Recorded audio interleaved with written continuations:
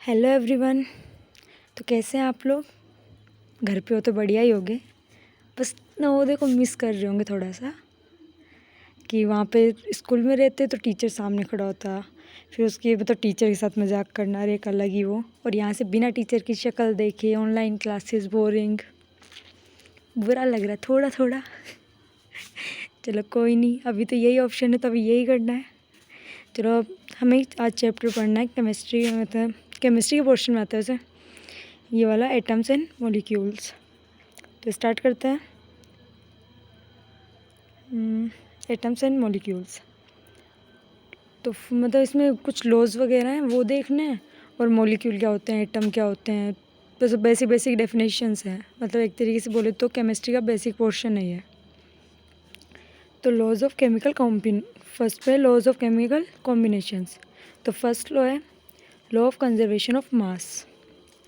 तो इसका प्रिंसिपल में तो कंजर्वेशन ऑफ मास के प्रिंसिपल के लिए हम ये डिफाइन करते हैं कि किसी भी मतलब मास के लिए हम बोलते हैं कि मास कंजर्व रहता है, ना हम उसे क्रिएट कर सकते हैं ना डिस्ट्रॉय। दैट मीन्स कोई भी अगर केमिकल रिएक्शन हो रही है तो उसमें जो रिएक्टेंट साइड जो मास होगा ना, प्रोडक्ट में भी वही मास होता है। रिएक्शन के बीच में कोई भी मास हम ऐड नहीं होता है या सब्सट्रैक्ट नहीं होता है। तो जैसे यहाँ पे हमें एक वो दे रखा है एक्सपेरिमेंट, कि हमने क्या लिया, सोडियम सल्फेट का Na2SO4 का सॉल्यूशन है, उसमें हमने एक टेस्ट ट्यूब डाली और टेस्ट ट्यूब के अंदर हमने कैल्शियम क्लोराइड का सॉल्यूशन डाल रखा है। इनको जब हमने वे किया तो वेइंग मशीन ने कितना शो किया, 300.23 ग्राम हमें वेट शो किया। जब हमने ना इसको मतलब पूरा मिक्स कर दिया, कैल्शियम क्लोराइड को सोडियम सल्फेट में मिक्स कर दिया, तो इन्होंने आपस में रिएक्शन की और कैल्शियम सल्फेट और NaCl का फॉर्मेशन हुआ। लेकिन तब भी जो मास था, कंपाउंड चेंज हो गया ना, पहले कैल्शियम क्लोराइड था, अब सोडियम क्लोराइड बन गया और कैल्शियम सल्फेट बन गया, तो भी मास उतना का उतना ही रहेगा, 300.23 ग्राम ही रहेगा। इसे हम बोलते हैं लॉ ऑफ कंजर्वेशन ऑफ मास, कि रिएक्टेंट की तरफ जितना मास था उतना ही मास प्रोडक्ट में है। तो इसको मतलब स्टेप्स में बता रखा है टेक्निक, कि हमने पहले ए फ्लास्क लिया, उसमें ये सॉल्यूशन लिया, बी में ये लिया और इनको मिक्स किया। तो जो मैंने बोला मतलब वही दे रखा है टेक्निक में। बस ऑब्जर्वेशन देखने का है कि पहले कैल्शियम क्लोराइड था, जब सोडियम सल्फेट के साथ रिएक्ट किया तो कैल्शियम सल्फेट बना, जो वाइट PPT का फॉर्मेशन हुआ और सोडियम क्लोराइड का सॉल्यूशन बना। हाँ, और वे करने पे सेम मास है। सो कंक्लूजन क्या निकला? कंक्लूजन यही निकला कि हम किसी भी क्लोज कंटेनर में अगर कोई भी रिएक्शन करवाते हैं तो उसके अंदर मास में कोई चेंज नहीं आता। जितना मास रिएक्टेंट की तरफ होता है उतना ही प्रोडक्ट की तरफ होता है। तो इसके बाद आता है सेकंड लॉ। सेकंड लॉ है लॉ ऑफ कांस्टेंट प्रोपोर्शन। तो लॉ ऑफ कांस्टेंट प्रोपोर्शन के अकॉर्डिंग क्या होता है कि कोई भी अगर कंपाउंड है, वो 2 डिफरेंट एलिमेंट्स बना हुआ है, तो वो जो डिफरेंट एलिमेंट्स हैं उनका जो मास प्रोपोर्शन रहता है वो हमेशा सेम रहता है। कि जैसे यहाँ अगर एग्जांपल लें हम वाटर का, वाटर इससे बना होता है H2O, 2 हाइड्रोजन के एटम्स होते हैं और एक ऑक्सीजन का एटम होता है। तो हमेशा वाटर हमेशा H2O की फॉर्म में मिलेगा, मतलब 2:1 के रेशियो में मिलेगा। अगर इनके मॉलिक्यूल्स देखें तो 2 हाइड्रोजन 1 ऑक्सीजन, और अगर मास का रेशियो देखें तो हाइड्रोजन 2 ग्राम और 16 ग्राम ऑक्सीजन, तो दैट मीन्स 1:8 के रेशियो में होगा बाय मास। और इसे अगर CO2 का देखें तो कार्बन और ऑक्सीजन होते हैं, कार्बन 12 ग्राम एक ही एटम होता है और ऑक्सीजन के 2 एटम होते हैं, तो 32 ग्राम, तो इनका रेशियो आ जाता है 3:8। तो हमेशा ये इसी प्रोपोर्शन में मिलेंगे। फिर आती डेल्टन एटॉमिक थ्योरी। वैसे इसका पढ़ने का कोई सिग्निफिकेंस मुझे नहीं दिखता, क्योंकि Dalton atomic theory totally disprove theory है। इसके सारे जो पोस्टुलेट दिए हुए हैं वो टोटली इनकरेक्ट है, लेकिन फिर भी अगर दिया है उस कोर्स में तो हमें तो पढ़ना ही पड़ेगा। तो डाल्टन थ्योरी की मतलब बेसिक नेचर ऑफ मैटर बताती है कि according to his theory all matter whether a solid, liquid और गैस और एन एलिमेंट, कंपाउंड और mixture is composed of small particle called atoms. कि को सारे मैटर्स हो, चाहे सॉलिड हो, लिक्विड हो, गैस हो, या कोई कंपाउंड हो या मिक्सचर हो, सब स्मॉल पार्टिकल से बने होते हैं, जिसे हम क्या बोलते हैं, एटम। तो डाल्टन के अकॉर्डिंग क्या था कि एटम सबसे टिन्नी पार्टिकल होता है, मतलब एटम से छोटा कोई पार्टिकल होता ही नहीं है। ये डिस्प्रूव है, एटम से भी छोटे पार्टिकल्स आ चुके हैं।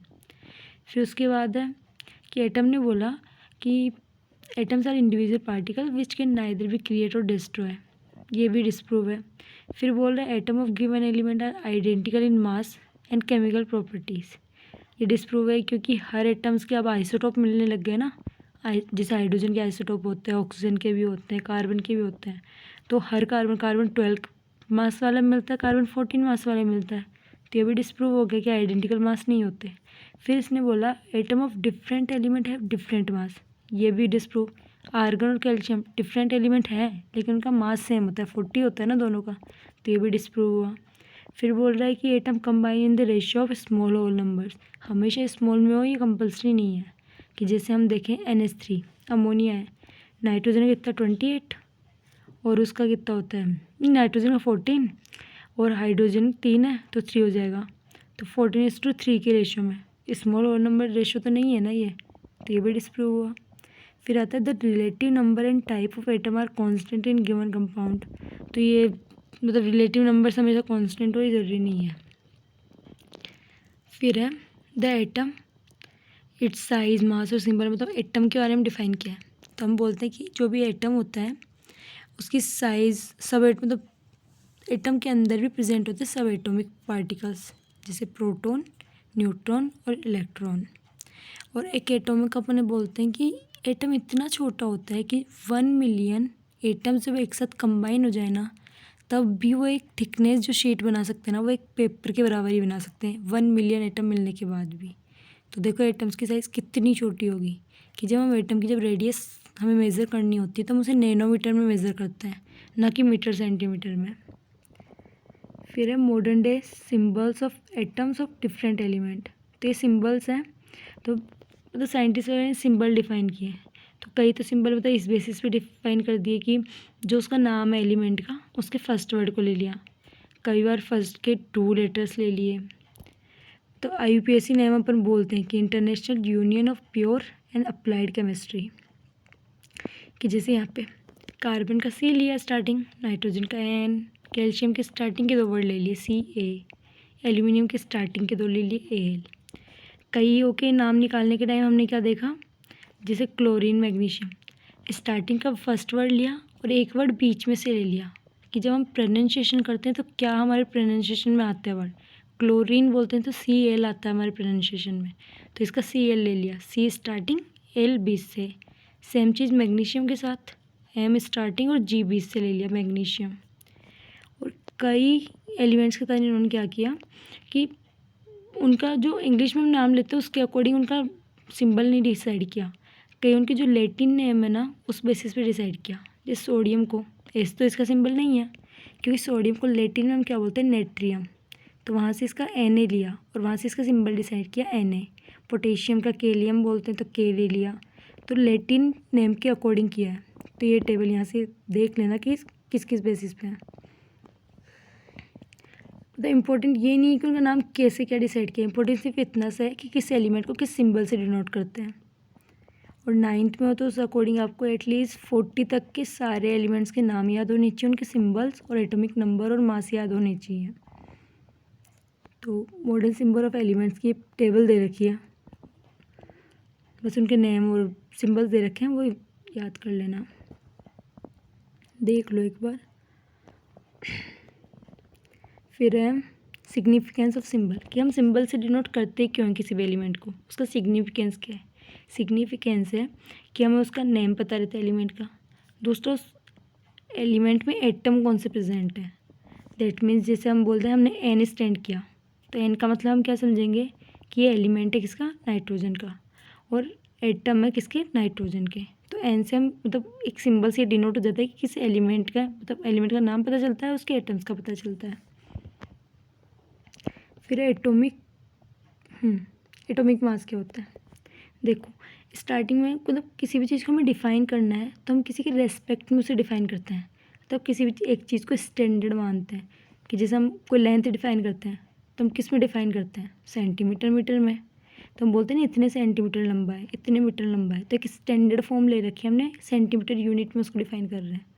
तो जब स्टार्टिंग में जब हमें एटॉमिक मास, किसी भी कोई भी एटम था उसका मास डिसाइड करना होता था, तो हम स्टैंडर्ड फॉर्म लेते थे हाइड्रोजन को, और उसके रेस्पेक्ट में हम एटम्स का मास मेज़र करते थे।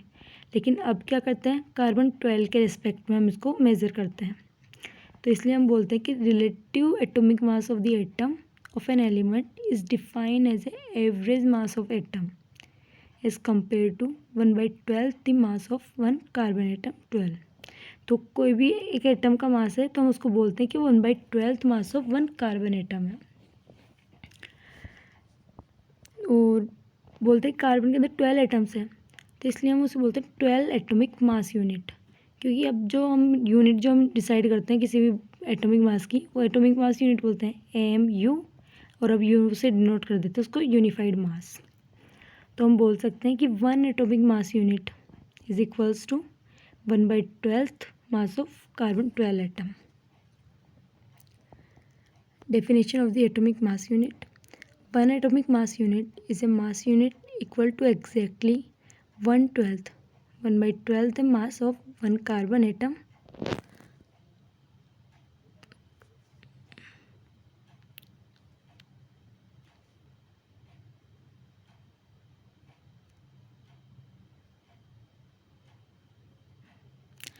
अगर किसी को स्पीड ज़्यादा लग रही हो, कि मतलब स्पीड से बोल रही हूँ, इसमें धीरे बोलने की कोशिश कर रही हूँ, लेकिन फिर भी अगर स्पीड लग रही हो किसी को, तो आप लोग अपनी सेटिंग्स में जाके मतलब इसको स्पीड चेंज कर सकते हो वीडियो की।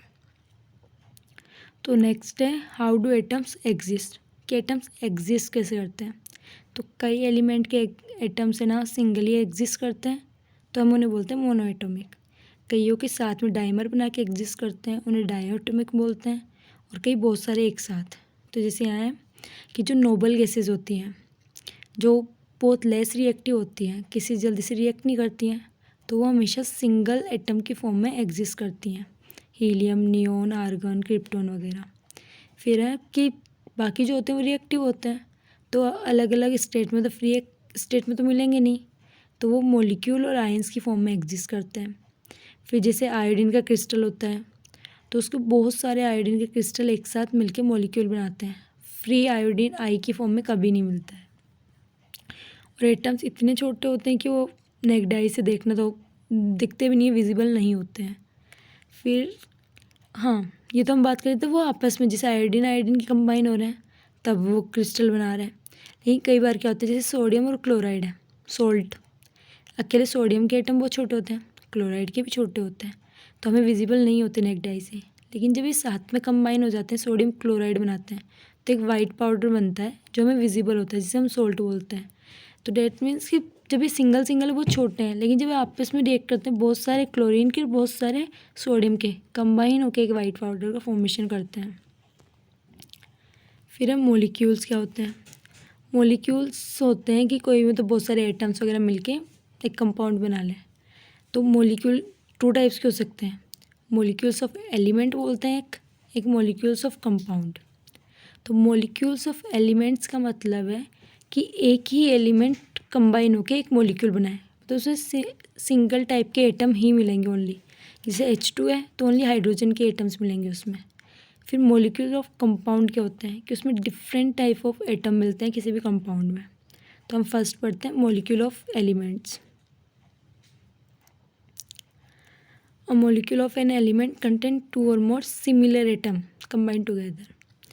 तो इसमें इसको हो गया मॉलिक्यूल ऑफ एलिमेंट। और एक होता है एटोमिसिटी। क्या होती है, एटोमिसिटी होती है किसी भी मॉलिक्यूल में कितने एटम प्रेजेंट है, उसे हम बोलते हैं एटोमिसिटी। कि जैसे यहाँ पे बोला हीलियम है, हीलियम हमेशा He की फॉर्म में मिलेगा, अकेला मिलता है, सिंगल एग्जिस्ट करता है, तो एटोमिसिटी कितनी हुई 1, तो इसका नाम होता है monoatomic. Then hydrogen, 2 hydrogen combine होके H2 की फॉर्म में मिलता है, तो एटोमिसिटी कितनी हुई 2, इसे हम बोलते हैं डायटोमिक। फिर नाइट्रोजन वही N2 डायटोमिक। ओजोन 3 मिलते हैं ट्राइएटोमिक।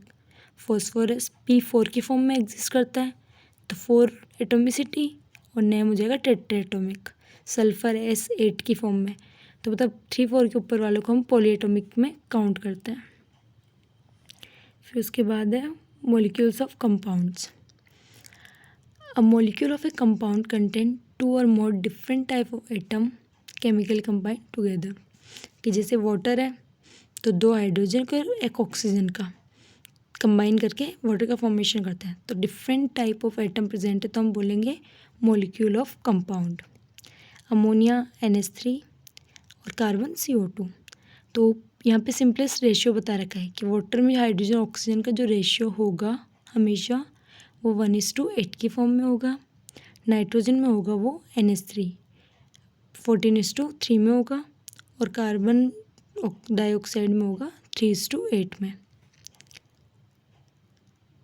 फिर है आयंस एंड रेडिकल्स क्या होते हैं।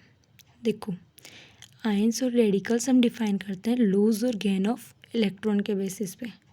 आयंस दो टाइप के होते हैं, केटाइन और एनाइन, पॉजिटिवली चार्ज और नेगेटिवली चार्ज। जो पॉजिटिवली चार्ज होते हैं उनको हम बोलते हैं केटाइन, और जो नेगेटिवली चार्ज होते हैं उनको बोलते हैं एनाइन। देखो, अब कोई भी एटम है, अगर वो अपने में से इलेक्ट्रॉन को लूज़ कर रहा है, मतलब पहले वो सिंपल था, जैसे Na का है, Na था, दैट मीन्स पॉजिटिव और नेगेटिव चार्ज इसमें इक्वल था, इसलिए न्यूट्रल था। अब अगर मैं एक नेगेटिव चार्ज को इसमें से निकाल दूंगी, एक इलेक्ट्रॉन मैंने इसमें से निकाल दिया, दैट मीन्स कि अब पॉजिटिव चार्ज, मतलब मान लो 8 प्लस थे और 80 माइनस थे, एक माइनस निकाल दिया तो 7 माइनस और 8 प्लस बचे, तो नेट चार्ज क्या आएगा इस पर, positive, that means Na plus बन जाएगा। तो इसे हम बोलते हैं केटायन। इलेक्ट्रॉन लूज करने पे जो चार्ज आता है पॉजिटिव चार्ज आता है, और हम बोलते हैं उन्हें केटाइंस। फिर होते हैं नेगेटिवली चार्ज आयंस, जिन्हें हम बोलते हैं एनायंस। इसमें होता है कि हम किसी भी इलेक्ट्रॉन का, बाहर से इलेक्ट्रॉन का गेन करें एटम के अंदर। पहले क्लोरीन था, न्यूट्रल था Cl, हमने एक इलेक्ट्रॉन लिया तो ये बन गया एनाइन, Cl माइनस। फिर रेडिकल्स क्या होते हैं। Sometimes group of atom also give और एक्सेप्ट इलेक्ट्रॉन फॉर्मिंग पॉजिटिव और negative group of ions. Such group of atom having a positive और नेगेटिव चार्ज आर रेडिकल्स। तो अगर सिंगल एटम कर रहा है तो मैं केटाइन और एनाइन बता देती हूँ।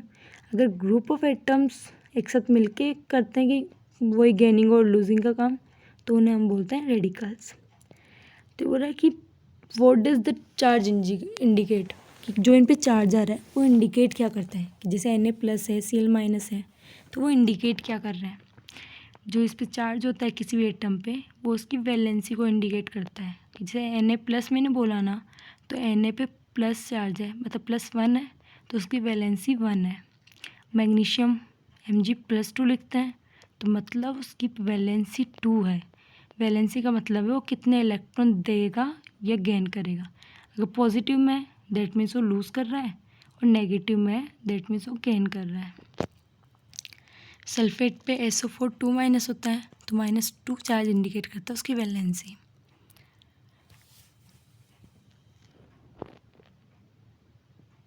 फिर है वेरिएबल वैलेंसी, कि हमेशा जरूरी नहीं, जैसे सोडियम का Na+ हमेशा +1 में मिलता है, लेकिन हर एलिमेंट हमेशा एक फिक्स वैलेंसी शो करे, ये कंपल्सरी नहीं होता। कि जैसे कॉपर है, Cu+1 भी हो सकता है, Cu+2 भी हो सकता है। सिल्वर है, Ag+1 Ag+2। गोल्ड Au+1 और Au+3 भी शो करता है। आयरन है, +2 भी शो करेगा और +3 भी। तो वैलेंसी वेरिएबल भी एग्जिस्ट करती है। फिर है सबसे इम्पोर्टेंट पोर्शन आता है, मतलब बेसिक केमिस्ट्री, यहीं से हम कंपाउंड्स बनाना ये शुरू करते हैं। तो सिंपली हमें फॉर्मूला लिखना आना चाहिए कि केमिकल फार्मूला हम बनाते कैसे हैं। तो कभी भी अगर केमिकल फार्मूला बनाना है तो उसके लिए बेसिक 6 स्टेप्स दे रखे हैं, और 6 स्टेप्स को हम ऐसे फॉलो करेंगे कि फर्स्ट में क्या करूँ, जो कंपाउंड है, तो जो एटम है उनका नाम लिखो। और हमेशा एक चीज़ याद रखना, जो केटाइन होता है तो पॉजिटिव वाला उसको लेफ़्ट साइड लिखना है और नेगेटिव को राइट साइड लिखना है। कभी भी ये मत करना कि नेगेटिव को लेफ़्ट लिख दिया और पॉजिटिव को राइट।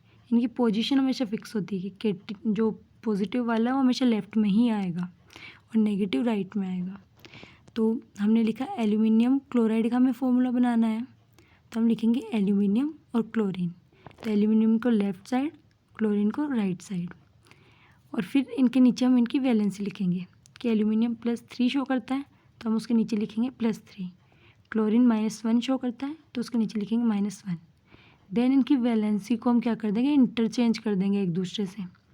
एल्यूमिनियम को 1 से मल्टीप्लाई, और क्लोरीन को 3 से मल्टीप्लाई, तो जो फॉर्मूला निकल के आएगा वो क्या आएगा, AlCl3, और इसे हम बोलते हैं हमारा सिंपल कंपाउंड का जो फॉर्मूला निकलता है। ये तो है जब सिंपल मतलब एल्यूमिनियम और क्लोरीन सिंपल सिंपल दे रखा है।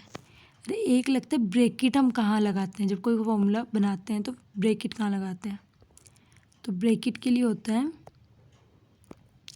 कि जैसे यहाँ है MgSO4 है, तो SO4 है और देखो Mg का +2 चार्ज है, SO4 पे -2 है। जब हम इंटरचेंज करेंगे तो SO4 को 2 से मल्टीप्लाई करेंगे, तो अगर हम SO4 फिर नीचे 2 लिख देंगे तो दिखाई क्या देगा, 42 थोड़े होगा। तो इसीलिए हम जब उसको लिखते हैं तो हमें ब्रैकेट बनाना पड़ता है, उस 2 को बाहर लिखना पड़ता है जब ऐसी सिचुएशन आती है जहाँ नंबर ऑलरेडी लिखा हुआ है। तो और एक और कि जब हम लिख रहे हैं अगर कोई बैलेंस करने के लिए चार्ज कट होता है, जैसे Mg का पे भी 2 आया और SO4 पे भी 2 आया, तो ये 2 कट होके MgSO4 बन जाते हैं। अब ये मत कर देना कई बार कि MgSO4 लिखा हुआ है और इसको किसी और से मल्टीप्लाई करवा रहे हो, तब यहाँ पे ना 2 आ रहा है तो इस 4 को उस 2 से काट दोगे, ये नहीं कटता। जो इसका वैलेंसी वाला चार्ज है ना, सिर्फ उसी को काट सकते हो जो आपने इंटरचेंज किया है। SO4 पे जो 4 लगा है इसको नहीं काट सकते, वो उसका परमानेंट नंबर है। तो ये सिंपल से दे रखे हैं, आपके NCERT में भी दे रखे हैं, मतलब एग्जाम्पल्स हैं तो वहाँ से भी देख सकते हो। फिर है सिग्निफिकेंस ऑफ मॉलिक्यूलर फॉर्मूला, कि मॉलिक्यूलर फॉर्मूला हम लिखते ही क्यों है, उसका सिग्निफिकेंस क्या है। तो मॉलिक्यूलर फॉर्मूला लिखने का सिग्निफिकेंस है कि हमें सब्सटेंस जो है उसका नाम पता चलता है। सेकंड, हमें ये पता चलता है कि उसमें कौन कौन से मॉलिक्यूल्स प्रेजेंट हैं, कंपाउंड का मॉलिक्यूलर मास निकाल सकते हैं जिससे हम। तीसरा, हमें पता चलता है कि उसमें कितने डिफरेंट टाइप के एटम प्रेजेंट हैं, कि जिससे हम ये पता कर सकें कि उसमें रेशियो कितना है, किस एटम का कितना रेशियो है। वो हम तभी पता करेंगे कि वो किस किस एटम से बना है, और वहीं से हमें पता चलेगा कौन से एटम के कितने मोल्स हैं, और उसी बेसिस से हम उसका प्रोपोर्शन डिसाइड करेंगे कि किस एटम का कितना मास प्रेजेंट है, तो मास का रेशियो निकाल सकते हैं। जैसे एग्जाम्पल के लिए यहाँ दिया है CO2, कि इससे नाम पता चल रहा है कार्बन डाइऑक्साइड है, उसका मॉलिक्यूलर मास निकाल सकते हैं। फिर हमें ये भी पता चल रहा है कार्बन का 1 एटम है, ऑक्सीजन के 2 हैं, और इससे हम उनका मास रेशियो निकाल सकते हैं। फिर आता है molecular mass and mole concept. देखो मॉलिक्यूलर मास क्या होगा, कोई भी एक मॉलिक्यूल है उसका जो मास होता है उसे हम बोलते हैं मॉलिक्यूलर मास। कि जैसे मॉलिक्यूल क्या है, H2O। एटम और मॉलिक्यूल में डिफरेंस पता होगा ना, एटम जो नॉर्मली एलिमेंट होता है वो एटम होता है, उससे हम कोई कंपाउंड बना देते हैं, उसे हम बोलते हैं मॉलिक्यूल। जैसे वाटर है H2O, अब उसका मॉलिक्यूलर मास हमें निकालना है तो हम क्या करेंगे, वाटर के मतलब हाइड्रोजन के कितने एटम हैं, 2, तो 2 को मल्टीप्लाई करेंगे इसके मास कितना होता है 1, तो 2 × 1 प्लस ऑक्सीजन का मास कितना होता है 16, तो 2 + 16 कितना हो जाएगा इसका मास 18, और यूनिट क्या होती है एटॉमिक मास यूनिट की, U। AMU भी लिख सकते हैं और अभी हम U यूज़ करते हैं। फिर बोल रहा है फॉर्मूला यूनिट मास, एक और मॉलिक्यूलर यूनिट मास, एक फॉर्मूला यूनिट मास। कैलकुलेशन का जो मेथड है वो दोनों के लिए सेम है, फॉर्मूला यूनिट मास के लिए भी और मॉलिक्यूलर मास के लिए भी। बस ये है कि जो मतलब नॉर्मल वाले जो हमारे मॉलिक्यूल्स हैं उनके लिए हम मॉलिक्यूलर मास डिफाइन करते हैं, और जो आयनिक कंपाउंड्स होते हैं उनके लिए फॉर्मूला यूनिट मास डिफाइन करते हैं, और कोई भी इनमें डिफरेंस नहीं है। फिर है मोल कंसेप्ट। देखो मोल कंसेप्ट हमें डिसाइड करना है कि हम क्या बोलते हैं, हम जो यूज़ करते हैं नॉर्मली वर्ड, दर्जन यूज़ करते हैं, सेंचुरी यूज़ करते हैं, ग्रोस यूज़ करते हैं। दर्जन का मतलब क्या होता है कि वो नंबर कितने 12 है, जिसे हम बोल देते हैं तो इतने दर्जन बोटल्स है, इतने दर्जन ये है, दैट मीन्स 12 बोतल है। दर्जन नोटबुक बोलते हैं मतलब 12 नोटबुक्स हैं, तो 12 को डिफाइन करने के लिए हम दर्जन वर्ड यूज़ करते हैं। वहीं 100 को डिफाइन करने के लिए सेंचुरी, और 144 को डिफाइन करने के लिए ग्रोस। तो ये क्या होगी, मतलब एक्सप्रेस करने की टर्म्स है। तो ऐसे ही मोल भी वर्ड है जो हम यूज़ करते हैं कलेक्शन ऑफ पार्टिकल्स के लिए। फिर है definition of mole. 1 mole of a substance is equal to atomic mass और मोलिकुलर मास एक्सप्रेस इन ग्राम। तो 1 मोल एटॉमिक मास के इक्वल होता है, जिसे हम ग्राम में एक्सप्रेस करते हैं एटॉमिक मास को। तो atomic mass express in gram is gram atomic mass, और मोलिकुलर मास को अगर ग्राम में एक्सप्रेस करेंगे तो हो जाएगा ग्राम मोलिकुलर मास। जैसे यहाँ बोल रहे हैं कि 23 gram sodium equal to 1 mole of sodium atom. तो अगर 23 ग्राम सोडियम है तो उसका मतलब है कि 1 मोल सोडियम एटम प्रेजेंट है। सिमिलरली अगर O2 है तो O2 का मास निकालेंगे तो 2 मोलिक्यूल ऑफ ऑक्सीजन, मतलब 2 एटम ऑफ ऑक्सीजन, एक मोलिक्यूल ऑफ मतलब देखो O2 है दैट मीन्स वो मोलिक्यूल है। तो O2 के मोलिक्यूल में ऑक्सीजन के कितने एटम है? 2 एटम है। तो 1 मोल अगर ऑक्सीजन गैस का हमें मास निकालना है तो हम बोलेंगे 2 into atomic mass of oxygen, तो 2 इंटू 16 दैट मीन्स 32। फिर है अवोगैड्रो। अवोगैड्रो एक साइंटिस्ट था, उसने सिंपल से एक डेफिनेशन दी है कि एनी सब्सटेंस, किसी एक सब्सटेंस के लिए डिफाइन नहीं किया, सारे सब्सटेंस के लिए बोला कि हमेशा उसके 1 मोल के अंदर 6.022 इंटू 10⁻23 पार्टिकल होते हैं, चाहे वो कोई सा भी सब्सटेंस हो, लेकिन उसके 1 मोल के अंदर 6.022 इंटू 10⁻23 पार्टिकल्स होंगे। तो इससे हम बोलते हैं 1 mole of anything is equals to 6.022 into 10⁻23 in number. जैसे एग्जाम्पल के लिए यहाँ है, how many molecules will be present in 2 gram of hydrogen gas. तो हाइड्रोजन गैस का मास कितना होता है? 2 ग्राम ही होता है। दैट मीन्स हमसे क्या बोल रहा है? 1 मोल ऑफ हाइड्रोजन मॉलिक्यूल में कितने नंबर ऑफ मॉलिक्यूल्स प्रेजेंट है। तो 1 मोल ऑफ हाइड्रोजन मॉलिक्यूल का मास कितना? 2 ग्राम। दैट मीन्स 1 मोल हो गया। और हमें ऑलरेडी ऊपर बोला है कि 1 mole of anything is equals to 6.022 into 10⁻23 in number. तो 2 ग्राम ऑफ हाइड्रोजन गैस में 6.022 इंटू 10⁻23 हाइड्रोजन मॉलिक्यूल्स होंगे। फिर है इम्पोर्टेंट फार्मूलाज दे रखे हैं, जो फार्मूलाज आपको याद करना है। सिंबल यहाँ पे क्या दिया है? सिंबल्स दिए हैं और फार्मूलाज दिए हैं कि नंबर ऑफ मोल्स को हम स्मॉल एन से डिफाइन करते हैं। अगर जैसे कोई क्वेश्चन हमसे पूछे होते हैं ना कई बार कि जो न्यूमेरिकल प्रॉब्लम्स है आपके उसमें दी होंगी एनसीईआरटी में जो क्वेश्चंस हैं, तो वहाँ कई बार हमसे पूछा होता है कि 46 ग्राम सोडियम है, तो बताओ सोडियम के कितने मॉलिक्यूल्स प्रेजेंट हैं। तो वहाँ जो हमें 46 ग्राम दिया है उसको हम बोलते हैं गिवन मास, जिसे हम स्मॉल एम से रिप्रेजेंट करते हैं। Molar mass capital M. Sodium का मॉलिक्यूलर मास कितना होता है? 23। तो अगर इस क्वेश्चन को हम सोल्व करेंगे 46 ग्राम सोडियम में कितने मोल्स हैं, तो गिवन मास अपॉन में मोलर मास को हम बोलते हैं नंबर ऑफ मोल्स। तो 46 अपॉन 23, तो कितने मोल्स आए सोडियम के? 2 मोल्स। फिर नंबर ऑफ पार्टिकल्स को कैपिटल एन से डिनोट करते हैं, अवोगैड्रो नंबर को एन नोट से डिनोट करते हैं। और हाँ, अगर क्वेश्चन में हमें गिवन मास नहीं दिया, हमें गिवन नंबर ऑफ पार्टिकल दिया है और फिर हमसे नंबर ऑफ मोल्स पूछे हैं, तो हम ये फॉर्मूला यूज़ करेंगे, number of moles is equals to given number of particle upon में अवोगैड्रो नंबर। फिर मास निकालना हो तो molar mass into number of moles, मतलब ये फॉर्मूलाज हैं, देख लेना खुद से एक बार। अब देखो, किसी को अगर स्पीड ज़्यादा लगी है तो स्पीड कम करके देख लेना। दूसरा कि आप इस नोट्स को देखने के बाद, मतलब ये वीडियो देखने के बाद एनसीईआरटी पढ़ोगे, एनसीईआरटी के क्वेश्चन सॉल्व करोगे।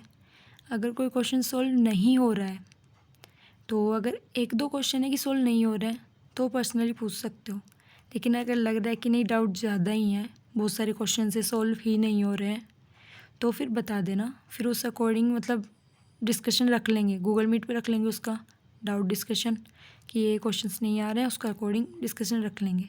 बस एक बार देख लेना और वो कर देना। और अगर किसी को ये वाले नोट्स चाहिए हो तो कमेंट से बता देना, एक बार ये ग्रुप पे सेंड कर देंगे notes. Okay, thank you, bye.